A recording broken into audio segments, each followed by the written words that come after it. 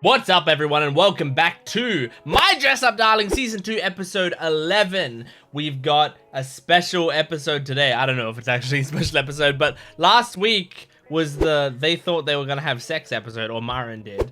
That was last week, and it was a great episode. It's very entertaining the whole way through. And I think, are we now going to be heading into the actual, I forgot what happened at the end of the last episode. I remember like the first half very well. I'm just looking at my notes real quick. My dress up darling, my dress up darling, my dress up darling. There it is. Oh yeah, oh that's right. It's the maybe even more important part of the episode. Marin was talking about I need to tell Gojo my feelings, and I might do it after we do the cosplay event or whatever, or before the cosplay event's over, something along those lines.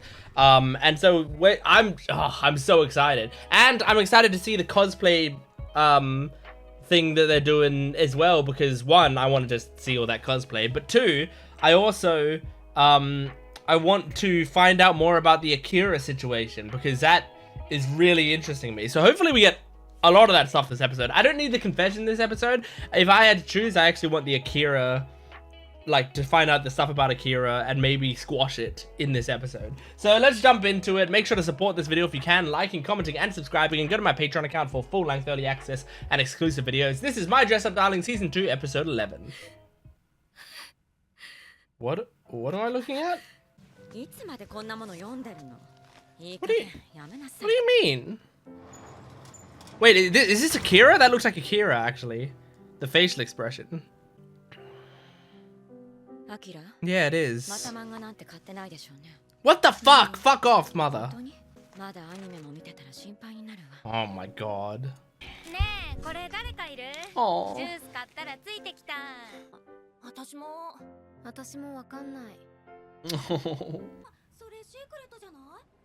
Oh, they're doing little gacha things. Oh. Flower Princess Blaze. Oh, hang on.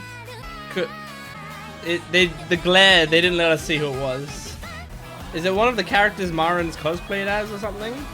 I don't know. I didn't think anything good would ever happen to me. Oh, that's a sad title.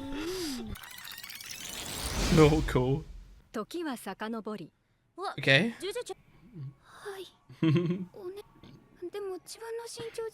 Oh yeah. It's not only magical girls that are short though. Magical girls are generally short, but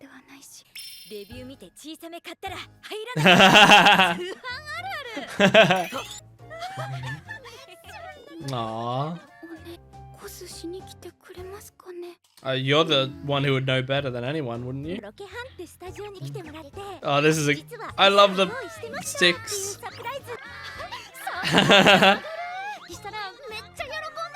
Yeah, but I don't think she's into surprises. She doesn't seem like the type. Yeah. Yeah. She's absolutely not a surprise girl.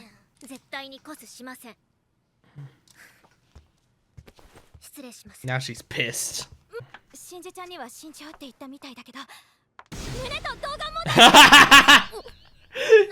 Your chest and baby face. That's true.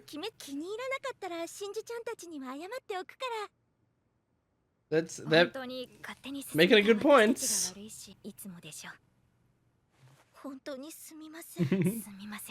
These girls are so sweet. Aw, she relates to it. Well, she's giving it a chance. I love this. Oh, Akira's here. But yes, you do. You're really good. I love Akira's voice, man. Aww. Man, if Marin didn't exist, Akira feels like the perfect girl for Gojo. But Marin's definitely the perfect girl for Gojo. Also, who knows if Akira even likes guys? Nice. Me neither. I feel like Juju's gonna love this when it's done.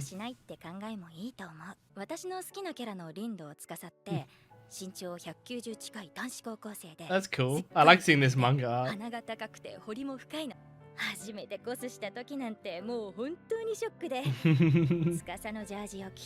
Yeah, it was. But still.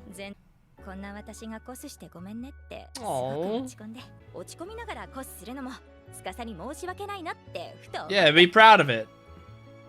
Oh, that's a beautiful animation sequence.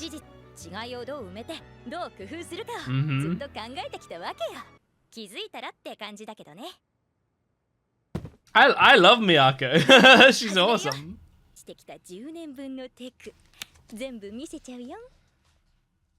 Ah! Horrifying. Well,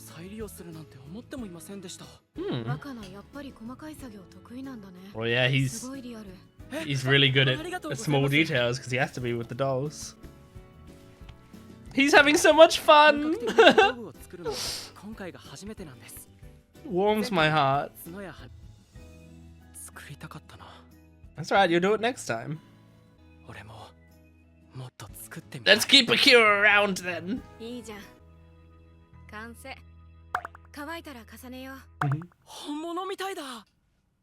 These two are such a great team.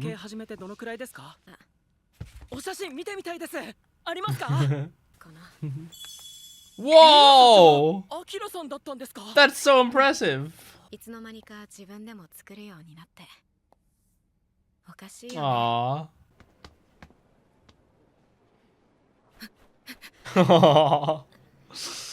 She really wants to try it. She's not gonna get the special one and is gonna want to try it again and again, I bet. Oh, she was caught. Oh, it sucks that she feels like she has to hide it because of her fucking parents. Yeah, of course they're excited.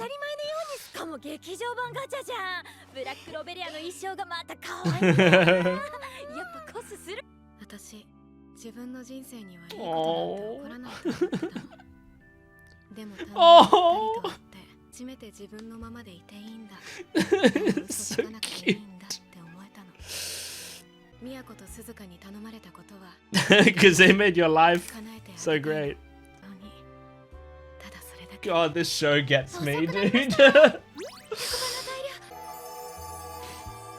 Wow. Wow.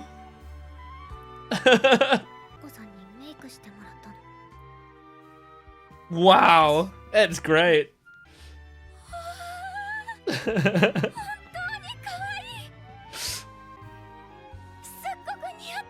Oh.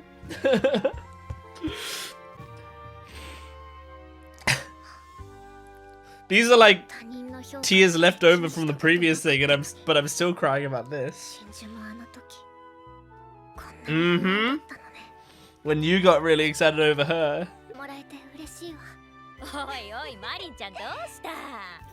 That's me right now, Marin.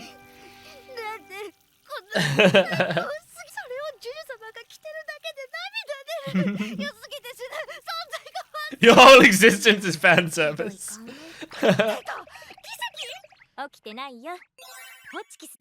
Ah, okay. They edited it a bit.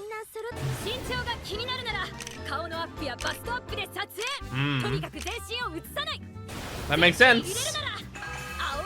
Yep, make you look very tall in the with the perspective.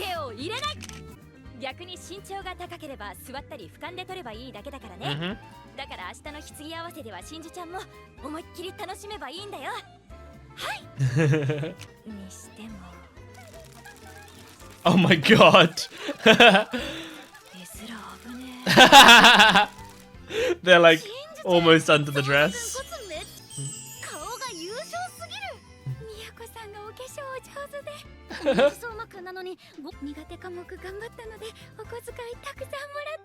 Aw.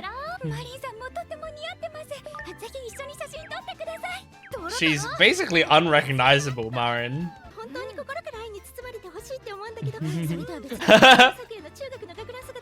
Such fangirls. Oh, great.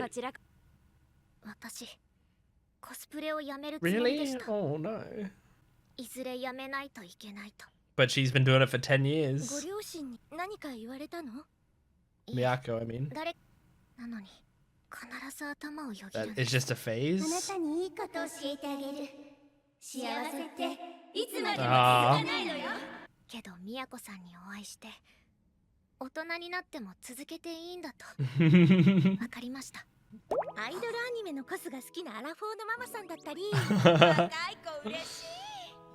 That's cute. Yeah, people love when you have older people doing cosplays. You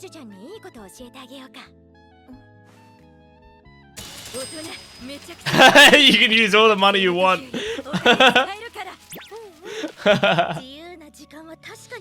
That's true.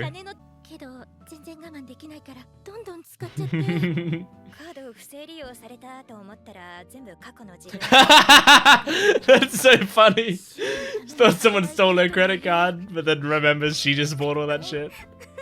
Aww.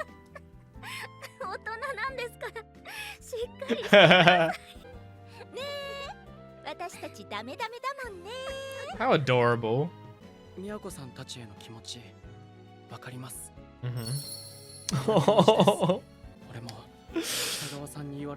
I can't believe we haven't addressed this Marin thing with Akira though. But she doesn't get annoyed with him talking about her, so like, whatever it is, I think it's not that big a deal. Oh, the voice actress is so cute.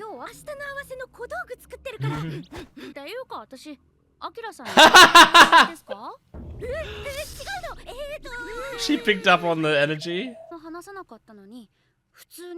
Yeah.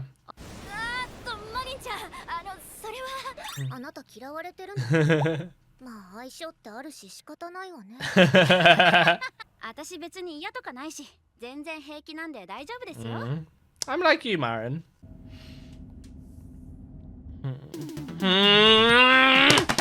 They can't keep me waiting on it. Kawaii, kawaii, new,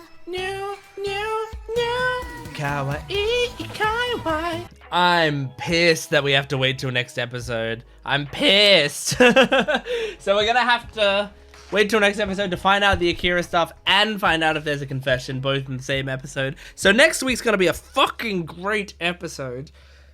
It's gotta be. But man, this was a great episode as well. This show truly, like, gets the emotion swirling within me so heavily. I think it's just because, like, I relate to so much of the stuff they say in this show. So much of it. And just the tone of it is exactly the kind of tone that I want a lot of shows to have. Like, just the characters, the way that they speak to each other, the messages of the show. And I mean, a lot of the themes of the show are, like, so basically identical that, like, most of the characters we meet have very, very similar backstories, right? The backstories tend to be, when I was younger, like, someone in my life told me that I shouldn't like this thing, and then I got older and I met people who taught me it was okay to like this thing, right? That tends to be the backstory to a lot of these characters in this show, right? But I like, you know, we saw it again with Akira in this episode, but still, I love it, you know, like that moment of, like, her with the gacha machines and panicking when she has those people behind her, and then she turns around and they're like, they start fangirling with her over the stuff, and she gets to share that passion with them, and then it, like, cuts to them going to concerts together and watching shows together. Like, that really gets me. I love shows that really show off, like, how important friendships are and how important having people in your life is, because it is such an important thing. And like when I get to, you know, spend time with people who are important to me, it changes my life, you know? And like sometimes just having a passion for something and caring about it so much and then finding other people who have that passion is incredible. I mean, I remember, you know, growing up and like going to school with people and stuff, and like at a certain point I started to get interested in D&D, right? And I really liked the idea of D&D. I was like, I got the player's handbook and I was like reading it and I was like, this is really cool. I was watching D&D actual plays online and stuff. I was like, this seems amazing. I love the idea of this. And then, yeah, at some point in high school, I said to my friends, like, hey, we should do like a D&D thing or whatever. And then I run some D&D for them, like just a little bit. And it's like, they had fun, but there wasn't much to it, you know? Like they made the most of it, but it was kind of clear that it wasn't really fully their thing, you know? But it was like, you know, I was really, really into it, but my friends weren't super, super into it. But I mean, they never made fun of me for it. They in fact thought it was kind of cool, but yeah, like it wasn't that sort of thing. And so I didn't really have anything, like I didn't have an opportunity to do anything with D&D. Years later, I entered a board games club, and like in university, I joined the board games club of my university and was playing board games with people and with my girlfriend at the time. And we like, and I really enjoyed playing board games and sharing that passion with people. Then at some point, there were some people in the board games club who were playing D&D, and they asked if I could fill in for someone who wasn't there that day. Like, can you play this person's character because they're not here? And I went like, oh, absolutely, I'll come in. And I came in and I like did a voice, and like I like looked at their character sheet and tried to do it right and tried to play this character right. And then they were like, hey, do you want to actually like join our campaign?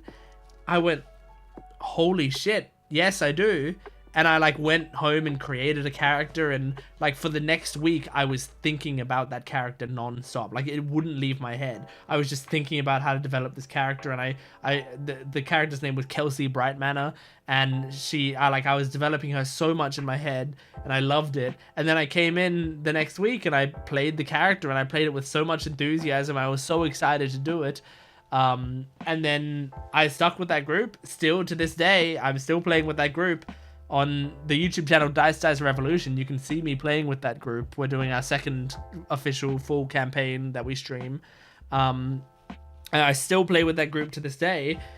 But it was very important to me, because it was like, now, you know, I was very interested in this thing, but then like the situation I was in didn't really, you know, allow for it. But now, like, I get to go and play D&D with that group of friends, and I get to, you know, I play that Sunday D&D, but I'm also in like 2 other campaigns with like the same group of people, kinda like certain people from that group, and some other people are in like different D&D groups and stuff. And so I play with like these groups of people who are all very passionate about the game, and who all like want to play and want to role play and like create these cool stories. And it's just so it's just so great to me, because it's something so special to me, and I didn't know if I was gonna be able to do it in my life, and I found a group of people who I can do that stuff with, you know. And that's the case for a lot of stuff, you know. So I get into certain shows, and then I introduce someone to it, and then they get super into it, and I can like discuss it excitedly with them, and yeah, it's just, there's like such special things that friends can give you, and that family can give you, and that partners can give you. And so like seeing, I mean, this show, I feel like just shows that so perfectly. Like for a show that's a romance show, its representations of friends is some of the best that I've seen in a while. So gorgeous. And every time they do an episode like this, I just get teary-eyed or I cry. I was crying in this episode from, I mean, there was the bit where Juju showed off the cosplay, but what's the other thing I was crying about? Oh, it was the Akira, yeah, it was the Akira backstory. Like, all of that stuff just made me cry so much. But I've also had, like, a good, like, the past week, I feel like I've been crying over a lot of stuff. Like, there was the last 2 episodes of Musume I watched have made me cry quite a lot. And yeah, My Dress Up Darling made me cry, and A City, the animations made me cry recently. And some One Piece stuff is kind of made me cry recently, and Dr. Stone's made me cry recently, I think. Like, there's a lot of stuff recently that's getting me very emotional. So, and I love that. I love when I get stretches of anime that get me super emotional about this stuff, because to me, like, there's no better feeling watching anime and getting, like, happy emotional. Happy emotional is the best, is the fucking best. I love it so much. And so, like, this episode, I was happy emotional. I'm crying because I'm so happy for the characters, and because it triggers something within me that I care about so much. And it's so good. It's so good. And so that's why I love My Dress Up Darling. Like, it triggers the happy emotional feeling very often. Very, very often. I can't wait for next week. I need to know what's happening with Akira. I'm so frustrated that we went the whole episode and they even started with an Akira backstory and we saw her for the entire time that they were hanging out, but we still didn't find out what exactly is going on with Akira. I had a new thought this episode, which, like, it actually could just be jealousy, which I didn't even consider beforehand. I don't know if Akira is interested in Gojo or not, right? I don't know if, like, I mean, I'm kind of stereotyping by imagining that she's possibly a lesbian, you know, because she's a cool woman. But like, I'm going off of the slightest thing in this, but like, this is the moment of the episode where I thought it is like, she's got the little bit of the blush, right? A blush does not mean you're romantically interested in a person. So I'm getting that out of the way. I have no idea if she is or if she isn't, but I'm just trying to figure out, like, what the issue is. It genuinely could be, and this is a very natural thing, she like, when she was initially talking with Gojo, she immediately, like, felt a little connection to Gojo. She was like, oh my gosh, this guy's cool, and he's, like, kind, and he's interested in my work, you know, like, this is someone I feel very connected to. And then Gojo was like, I'm just talking to my friend. And then Akira was like, you can bring your friend over here. And his friend came over, and it was a very beautiful, nerdy, upbeat, fun girl. It's extremely possible that she, like, is just jealous of Marin. Absolutely possible. And I wouldn't even begrudge her for that. I think that's a very, very understandable reaction. It would be better if she could actually still get along with Marin, but she was never really mean to Marin or anything, right? She was just quiet and, like, and to herself, which is a very, very natural thing with jealousy. That's why I'm thinking it's jealousy, just because I know I've been like that before. Jealousy, I've talked about this in the past, but jealousy is something that it's not wrong to feel. It's wrong to, like, try to change other people's behavior based on your own jealousy. You know, like, it's, like, I generally talk about it in relation to when you have, like, a couple, you know, in this example, let's say there's a man and a woman in a relationship, and the woman says to the man, like, you can't be friends with this girl because you might cheat on me. Or the guy says to the girl, you shouldn't be having these guy friends because, you know, you might bang them. Or like, I get jealous when you're out with them, or whatever, you know. I think that's wrong. You shouldn't stop your partner from having friendships, and a big part of being in a relationship is trust. You need to trust that your partner isn't going to do that. And you can't, like, change their life just because you can't trust them. And if really you're like, if I do let them be, like, you know, spend time with another girl, they are going to sleep with them. If you really think that, you should break up with them because they're not a good partner. They're like, if they actually the only thing that's stopping them from cheating on you is the fact that you're saying you're not allowed to ever see another woman, then that's not a good partner to have. So I often talk about it in relation to that, but I do say, like, I've been in a relationship. I know that feeling of being extremely jealous when you see your partner with, like, especially other guys, you know, but, you know, with anyone else really, like one of my partners was bi, so, like, it's not like, but guys, you know, there's always like a competition with other guys, especially, I feel like. I've felt that jealousy exceptionally, you know, like, it's really strong, and it's a hard thing to do. And sometimes with that jealousy, it does make you clam up. It does make you, like, quiet down, and, like, you just feel a bit more cloudy when they're around, and it's a little frustrating, and, like, things that they do, which are very normal, kind, good things to do, make you a little pissed off, you know? Like, they might be a genuinely good person, and you won't be able to see that because you will be looking for the worst in them because you're frustrated. And that's you, like, projecting your feelings onto them. I think people have felt that about me before, absolutely, and I think I've felt that about other people. I think it's a natural response, but I think also maturing is understanding when you're feeling like that and, like, doing your best to change that, or doing your best to change how you act about that.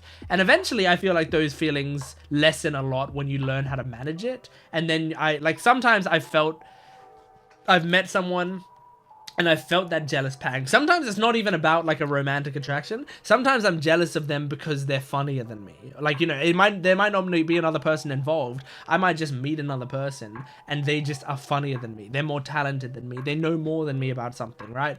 And I will meet them and I will immediately feel jealous. But then I feel like these days, as I've grown up and as I've gotten older, I've found more ways to be like, hang on, this feeling that I'm feeling right now, that's jealousy. So what I need to do is acknowledge that I'm feeling jealous of this person, and then try to look at this person objectively. Take a step back. Are they doing anything wrong? Nope. Then awesome. Let's give them the benefit of the doubt, and then I'm just like, I try to be super nice to that person. And the more I allow myself to be genuine with that person and actually befriend them and actually, like, try to push aside those feelings of jealousy and instead replace them with feelings of admiration, the more I do that, the more I start to go, you know what? I just like this person, and that's cool. And, like, at least now, you know, maybe I can feed off some of their energy. Like, maybe I can take some of what makes them likable, and in being friends with them, I can learn from them, and I can hopefully take those things and put them into myself. And then often I've found if you do that and you become closer friends with people, eventually you find stuff that you're like, oh, you know what?